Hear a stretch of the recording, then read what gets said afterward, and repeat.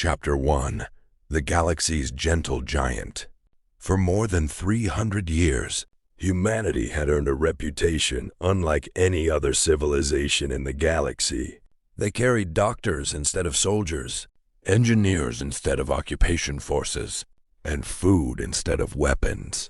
Entire civilizations survived because Earth chose compassion over conquest.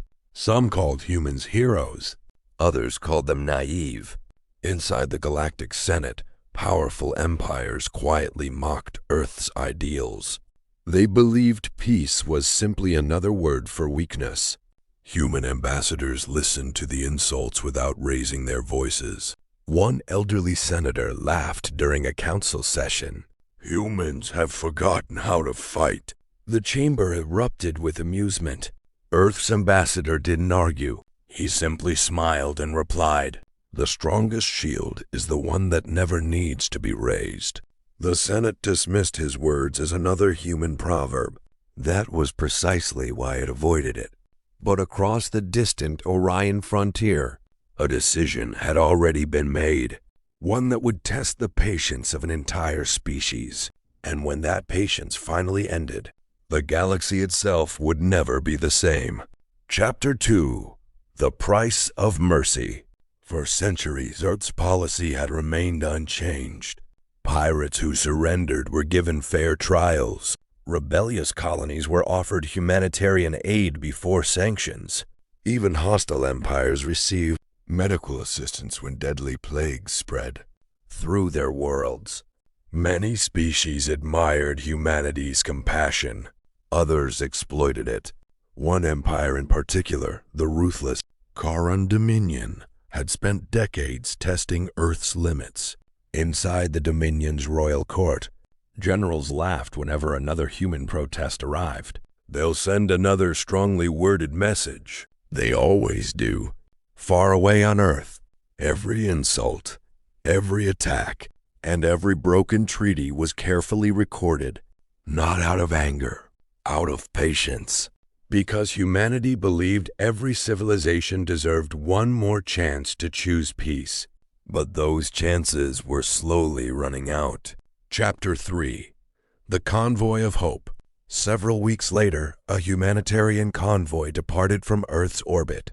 20 massive relief ships carried enough medicine, food, clean water, and medical equipment to save nearly 12 million refugees trapped in a war-torn sector near the Orion frontier.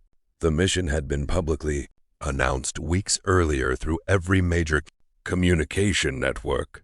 Its route was clearly marked. Its cargo was humanitarian. Under galactic law, attacking such a convoy was considered one of the gravest crimes imaginable. As the fleet approached the frontier, Captain Elena Torres looked through the bridge window at the endless stars. "Our job is simple," she said calmly. "We save lives." The first missile launched without warning. Within seconds, one of the hospital ships disappeared in a blinding explosion. The attack had begun. Chapter 4: A Galaxy Watches. Emergency distress signals spread across known space within minutes. Civilian observers watched in horror as live broadcasts showed burning hospital ships drifting through the darkness. Doctors desperately evacuated children into escape pods. The human escort fought with incredible discipline, placing their smaller patrol ships directly between attackers and the helpless transports. They knew they couldn't win. Their only goal was to buy time. One after another, the escorts sacrificed themselves. Their final transmissions echoed across every communication channel. "Protect the civilians. Keep the convoy moving. Tell Earth we held the line." By the time Alliance security forces finally arrived, the Dominion fleet had already vanished. Thousands of innocent lives had been lost, and the entire galaxy had witnessed it in real time. For the first time in centuries, humanity did not immediately issue another peace proposal. Instead, Earth fell completely silent. Chapter 5: The Silence Before the Storm. For 7 days, Earth said nothing. No speeches, no emergency broadcasts, no angry declarations from the United Earth Council. Across the Galactic Senate, leaders waited for the familiar response. It never came. Military analysts soon noticed something even stranger. Human cargo ships had vanished from the major trade routes. Exploration vessels returned home. Scientific expeditions were quietly recalled. Even luxury passenger liners changed course and headed back toward Earth. To most governments, it looked like an ordinary security precaution. To experienced admirals, it looked like something far more dangerous. Humanity was clearing the battlefield. I've seen them save enemies who had just attacked them, but I've also read their history. The chamber grew silent. When humans stopped talking, they've already made their decision. For the first time in generations, fear began replacing arrogance. Chapter 6. The Last Warning. On the 8th day, every screen across the galaxy suddenly activated. The signal came directly from Earth. No music played. No military parade filled the display. Only the President of the United Earth Council stood before a simple blue flag bearing the symbol of Earth. Her voice was calm. Our relief convoy carried doctors, engineers, and children. It entered neutral space under the protection of galactic law. For 300 years, humanity has chosen restraint over revenge. We believed every conflict could end through understanding. Today, that belief has been tested. The President looked directly into the camera. To the Charon Dominion, you'll have 72 standard hours to surrender every officer responsible for this attack. Release all prisoners, withdraw from occupied systems, and publicly accept responsibility. If you refuse, humanity will act. The transmission ended. No threats, no shouting, only absolute certainty. Chapter 7. Arrogance. The Charon Emperor watched the broadcast from his throne room. When it ended, he burst into laughter. So this is Earth's great response? His generals joined him. They're giving us another deadline. They're trying to scare us. One young commander, however, remained silent. He had studied human history at the Imperial War Academy. He knew something the others had ignored. Humanity had never issued an ultimatum like this before. He cautiously stepped forward. Your Majesty, perhaps we should consider negotiations. The Emperor's smile disappeared. Are you suggesting we fear a species that has spent centuries delivering food instead of missiles? The commander lowered his head. No, Your Majesty. But deep inside, he wasn't afraid of humanity's weapons. He was afraid of humanity's patience finally running out. The Emperor ignored every warning. His decision would soon cost billions. Chapter 8. Directive 0. Deep beneath the mountains of Earth, inside a command facility hidden for over 200 years, a sealed vault slowly opened. A calm artificial intelligence announced, Directive 0 authorized. Across human space, ancient protocols awakened. Orbital shipyards that had appeared abandoned suddenly came alive. Gigantic construction platforms unfolded from disguised asteroids. Thousands of warships emerged from hidden docks around distant stars. Entire defense fleets powered up in perfect silence.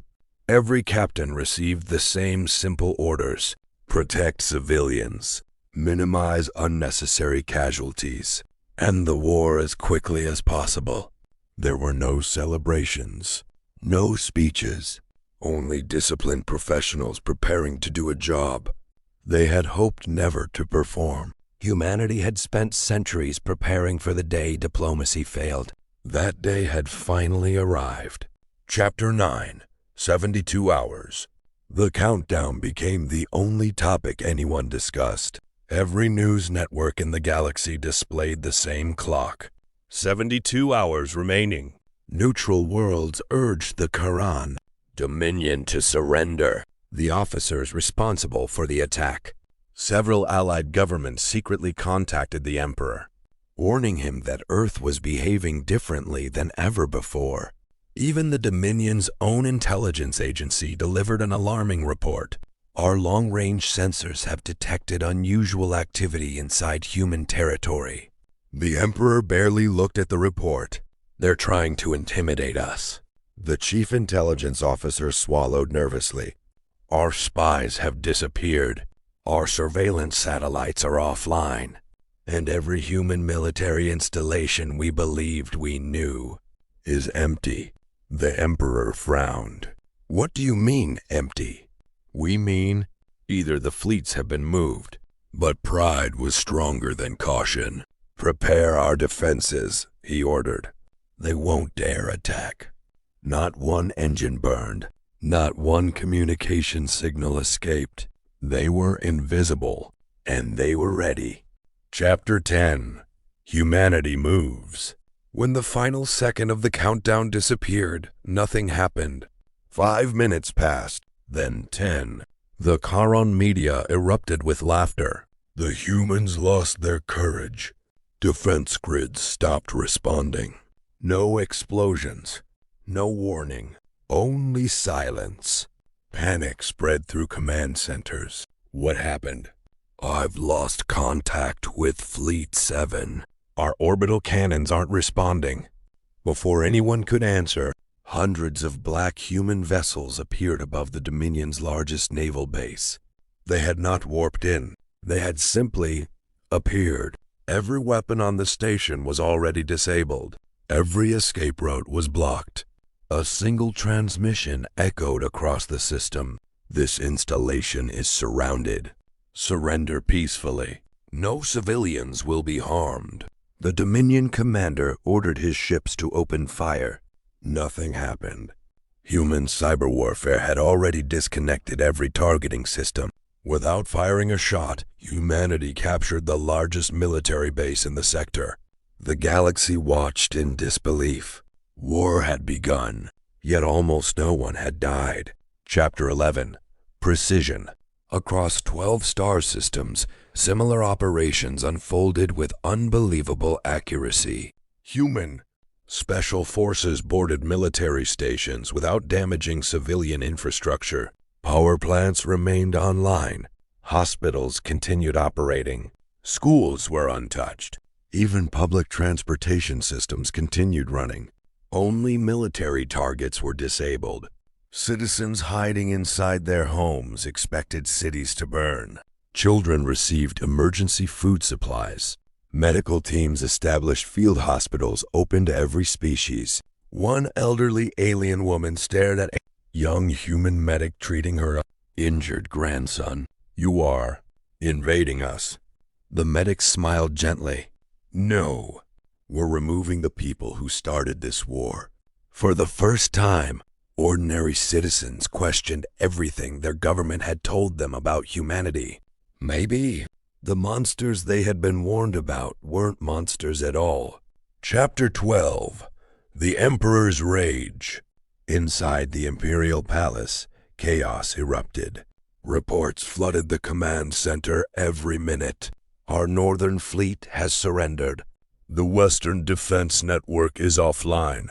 We've lost 3 major shipyards, but there are almost no civilian casualties.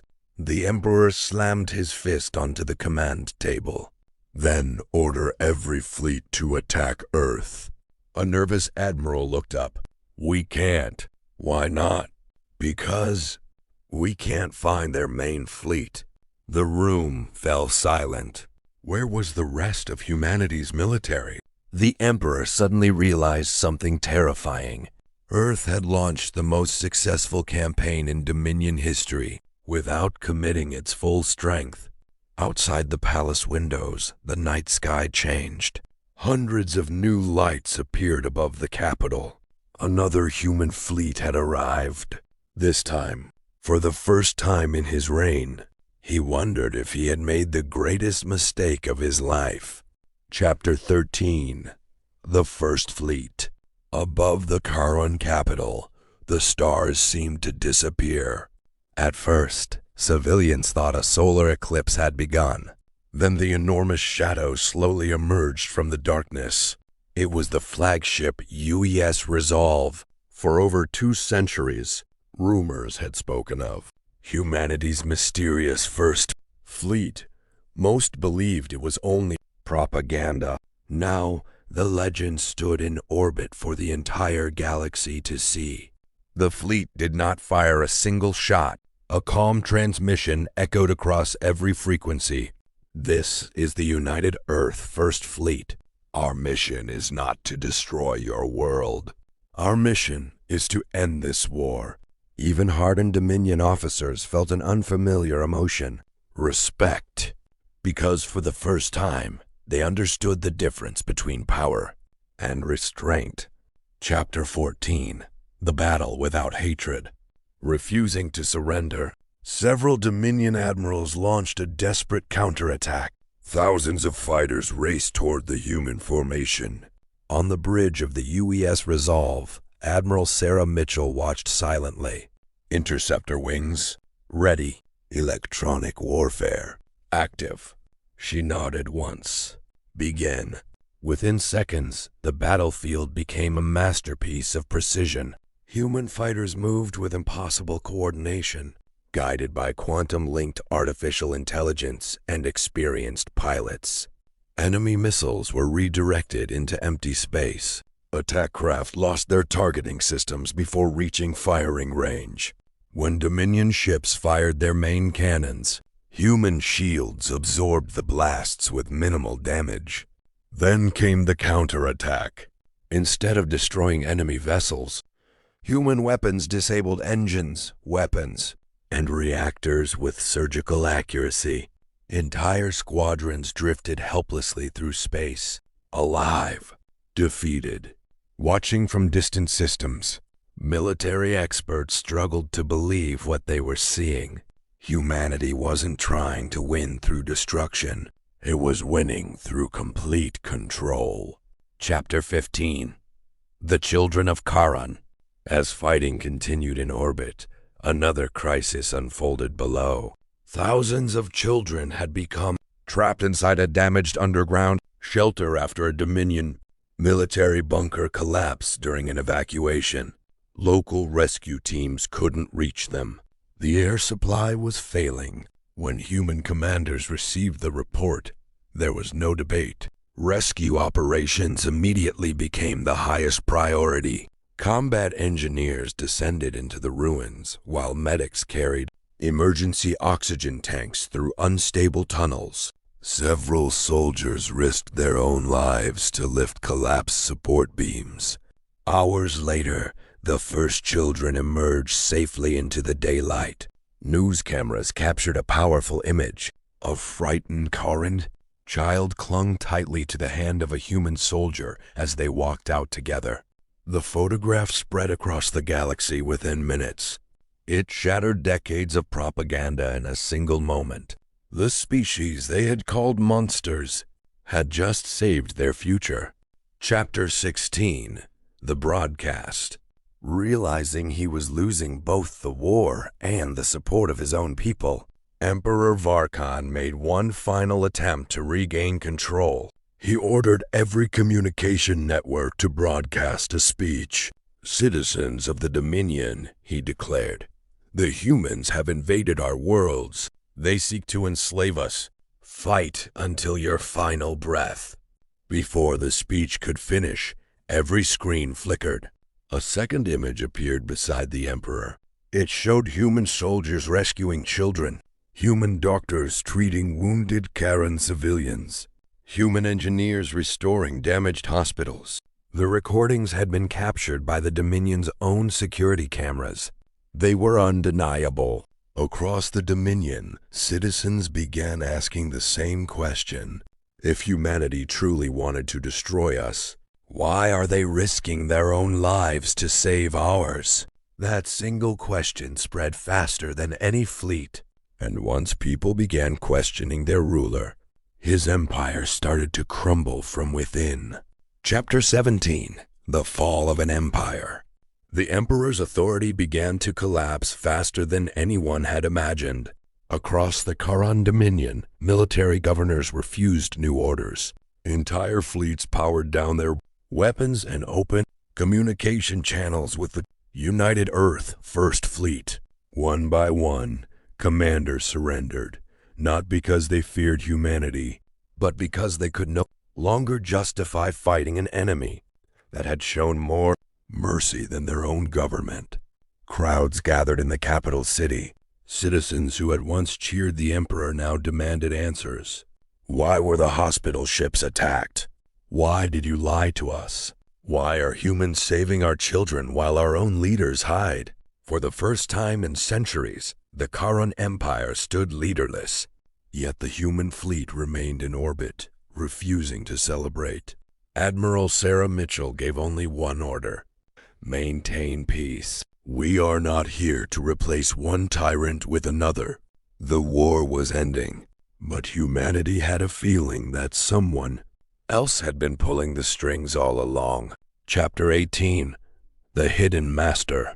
As Earth secured the Dominion's military archives, intelligence officers uncovered encrypted files hidden beneath the Imperial Palace. Most of the records had been erased. One survived. It contained secret communications between Emperor Varkon and an unknown organization, known only as the Obsidian Circle. The messages revealed a horrifying truth. The attacks on human relief convoys had never been the Emperor's idea. For years, the Obsidian Circle had secretly manipulated governments across the galaxy. Peace was bad for their business. When the final file finished playing, the command room fell silent.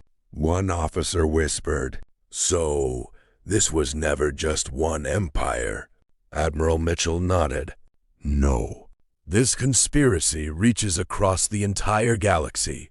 Humanity's mission had just become much bigger." Chapter 19. The Shadow Council. Within hours, human intelligence traced financial transactions, secret communications, and hidden military shipments. Every trail led to the same place: a forgotten space station drifting inside a dead star system beyond the galactic core. It had no official name. No government claimed it, yet hundreds of influential politicians, admirals, and corporate leaders had secretly visited it over the years. The Obsidian Circle wasn't an empire. It was a council of powerful individuals from many different species. They didn't care who won wars. They only cared that wars never stopped. When news reached the Galactic Senate, panic spread through the chamber. Some senators quietly resigned. Others attempted to destroy evidence. A few even tried to flee. Human investigators simply watched. The truth was exposing itself. No fleet could stop it. Chapter 20. Patience Ends. The United Earth Council gathered for what would become one of the most important meetings in human history. For generations, humanity had tolerated insults. It had endured broken treaties. It had forgiven countless attacks in the hope that peace would prevail. But now it was clear. Every act of patience had been exploited by those who profited from suffering. The president stood before the council. Our patience was never weakness. It was hope. We hoped the galaxy would choose wisdom. She paused, looking around the silent chamber. Hope has not died. But from this day forward, those who build peace will always find humanity at their side. And those who profit from innocent blood will find humanity standing in their way. The declaration was broadcast to every inhabited world. No species ever forgot the day humanity's patience finally ended.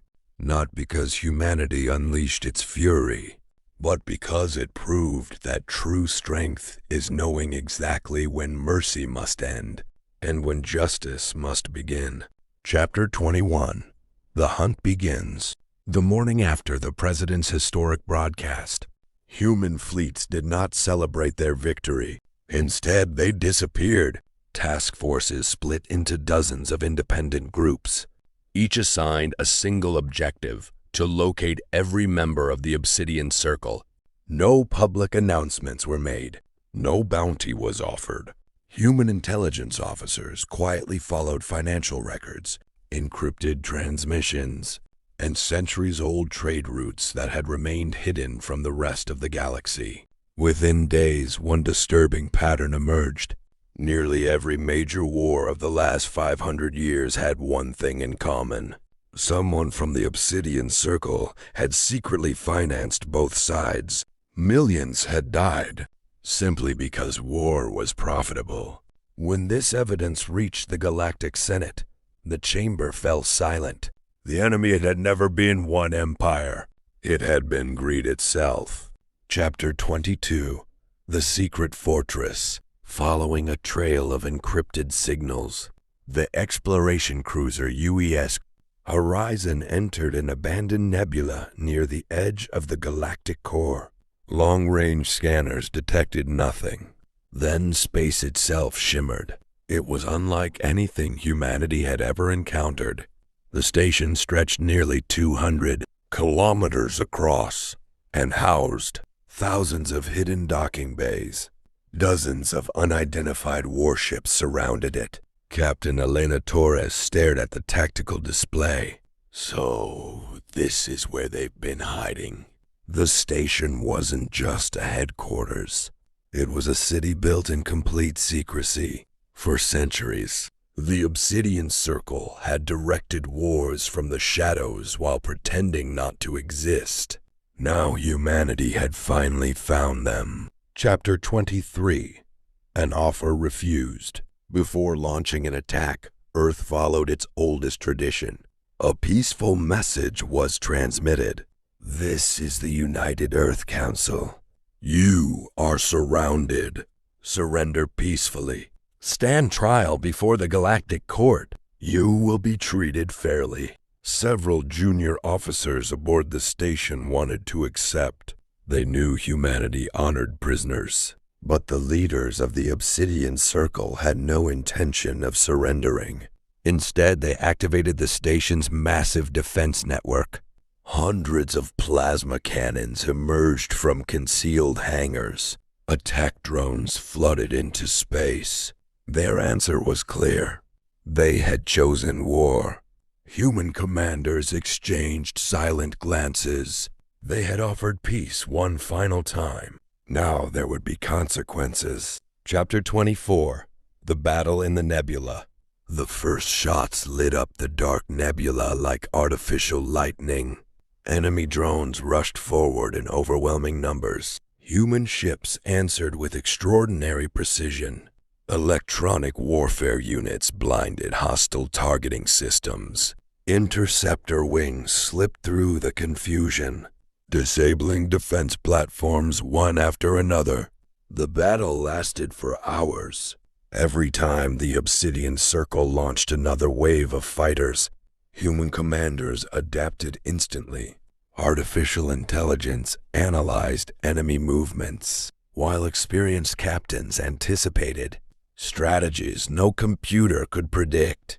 Technology and human instinct worked together flawlessly. Eventually, the station's outer shield collapsed. For the first time in centuries, the Obsidian Circle realized it could actually lose. Chapter 25: The Truth Hidden for Centuries. As special forces entered the station, they expected fierce resistance. Instead, they found enormous archives, entire vaults filled with historical records. The documents revealed a truth so shocking that even veteran investigators struggled to believe it. The Obsidian Circle had existed for over 800 years. They had secretly assassinated diplomats, started border disputes, spread false intelligence, even manipulated first contact missions between civilizations. Whenever peace seemed possible, they manufactured another crisis. One young officer slowly closed the final data file. So many wars. None of them needed to happen. Humanity finally understood why peace had always been so difficult. Someone had been making sure it never lasted. Chapter 26. The Man Behind the Shadows. Deep beneath the Obsidian Circle's fortress, hidden behind layers of reinforced doors, human special forces discovered a massive command chamber. Dozens of holographic star maps filled the room. Every major conflict of the last 800 years had been carefully documented. Entire civilizations were marked with notes, predictions, and strategies for manipulating them into war. Standing alone before the largest display was an elderly alien dressed in a simple black robe. He didn't reach for a weapon. Instead, he smiled. "I've been expecting humanity." Captain Elena Torres stepped forward. "Who are you?" The old alien bowed politely. "My name is Kaler. I founded the Obsidian Circle." Silence filled the chamber. For centuries, governments had searched for this mysterious leader.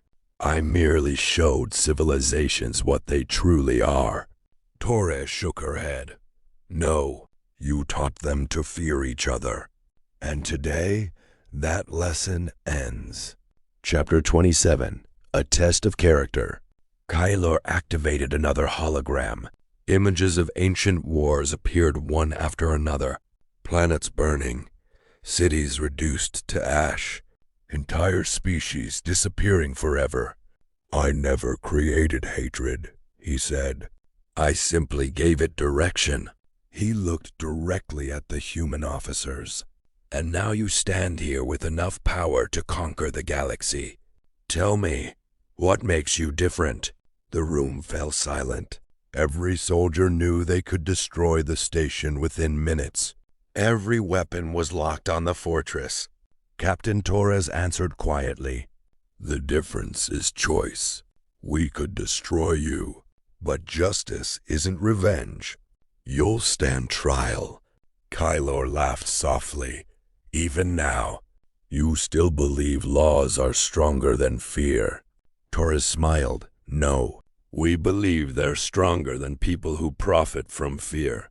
For the first time in centuries, Kylor's smile disappeared. Chapter 28. The Final Escape. Without warning, emergency alarms echoed throughout the fortress. Hidden escape tunnels opened beneath the command chamber. Several members of the Obsidian Circle fled toward cloaked escape ships waiting beyond the station. Human security teams immediately pursued them. The chase spread across the nebula. Small, agile vessels weaved between collapsing asteroids and clouds of glowing gas. One by one, the escape craft were intercepted. Human pilots disabled engines with incredible precision. Not a single ship exploded. Not one unnecessary life was lost. Finally, Kalor's personal cruiser attempted to jump into hyperspace. Before the engines activated, a black human interceptor appeared directly in front of it. Its commander transmitted only 4 words. "It's over, Kalor." Realizing there was nowhere left to run, the architect of 800 years of war surrendered. Chapter 29. Judgment Day. Weeks later, representatives from every known civilization gathered inside the rebuilt Galactic Senate. For the first time in history, the trial was broadcast live across the entire galaxy. Evidence filled the chamber. Secret recordings, financial records, orders authorizing attacks that had killed billions. Even former members of the Obsidian Circle testified against their own organization. Kaler never denied his crimes. When asked why he had done it, he simply answered, "Fear is easier to control than hope." The judges remained silent for several moments. Then the Chief Justice stood. "The galaxy will no longer be ruled by fear." Kylor and the surviving members of the Circle were sentenced to spend the rest of their lives imprisoned on an isolated world where they could never again manipulate another civilization. There were no executions, no revenge, only justice. Humanity had kept its promise. Chapter 30. The Lesson Remembered. Months after the trial, trade routes reopened. Former enemies began rebuilding together. Human engineers worked beside Charon workers to restore cities destroyed during the conflict. Schools reopened. Hospitals expanded. Children from dozens of different species played together without caring who had once been enemies. During the inauguration of a new Galactic Peace Academy, the President of Earth addressed the crowd. Our patience was never endless. It lasted exactly as long as hope remained. When hope was attacked, we defended it. The audience stood in complete silence. Many remembered the day humanity had finally gone to war. What they remembered most wasn't the size of Earth's fleets. It wasn't the advanced technology. It wasn't even the victories. It was the fact that humanity had never allowed anger to replace its principles. From that day forward, every young cadet in the galaxy learned the same lesson. Patience is not weakness. Mercy is not surrender. And when humanity finally stands to protect the innocent, no species will ever forget it. Chapter 31. A New Beginning. 1 year after the fall of the Obsidian Circle, the galaxy looked different. Trade routes that had once been battlefields were now crowded with civilian freighters, carrying food, medicine, and technology. Former enemies signed peace agreements, while scientists from dozens of species worked together on projects that had once seemed impossible. For the first time in centuries, children grew up without hearing the sound of air raid sirens. Many believed the age of war had finally ended. But aboard the UES Resolve, Admiral Sarah Mitchell remained cautious. Peace isn't something you win, she told her officers. It's something you protect every single day. Those words would soon prove wiser than anyone realized. Chapter 32. The Forgotten Signal.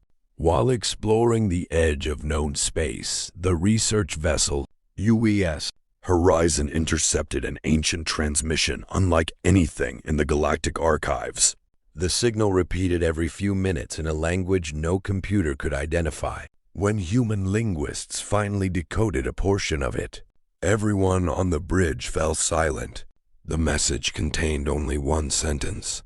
If you have defeated the circle, prepare yourselves. The transmission had been sent nearly 1,000 years earlier. Chapter 33. Secrets Beneath the Archives. Human investigators returned to the captured Obsidian Fortress and searched areas that had remained sealed, hidden beneath the central command chamber. They discovered a massive underground vault. Inside were star maps unlike any ever created. They didn't show the Milky Way alone.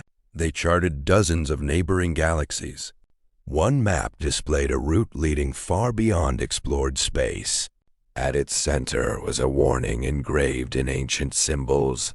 Do not awaken the Watchers. No records explained who the Watchers were.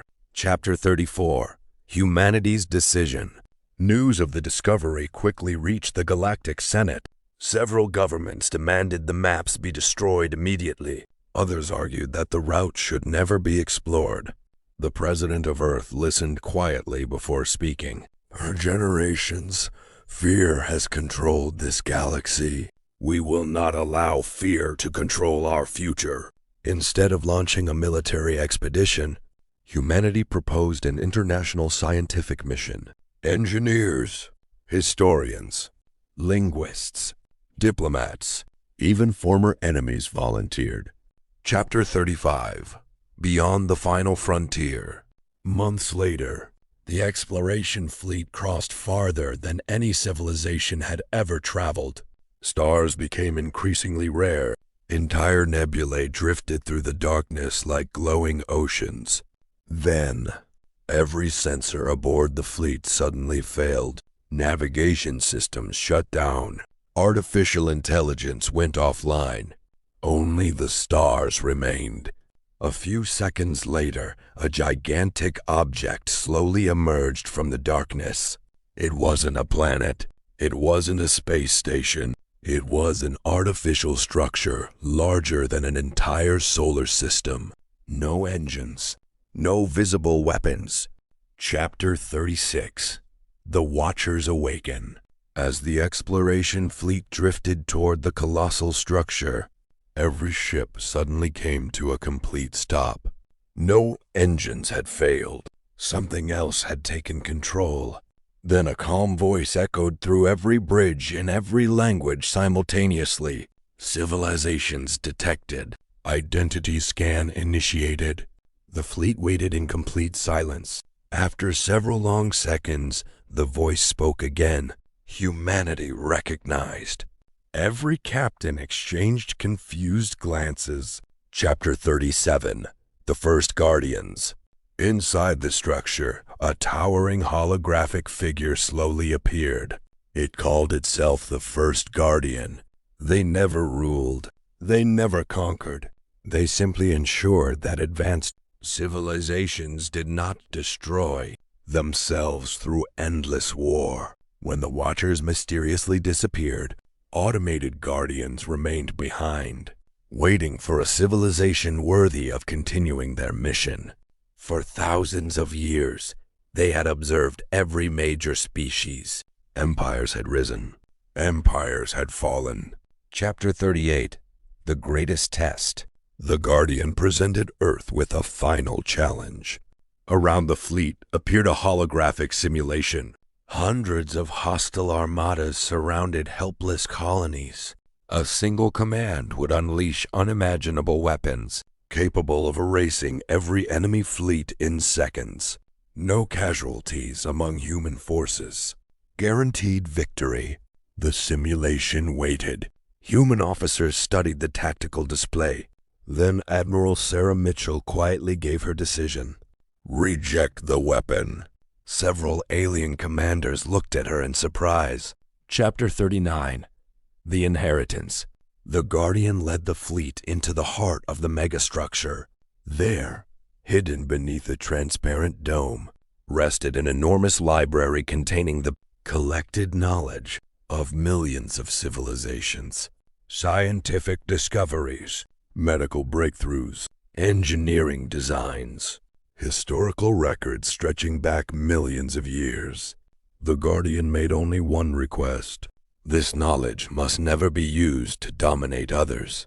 It chose cooperation instead. Chapter 40.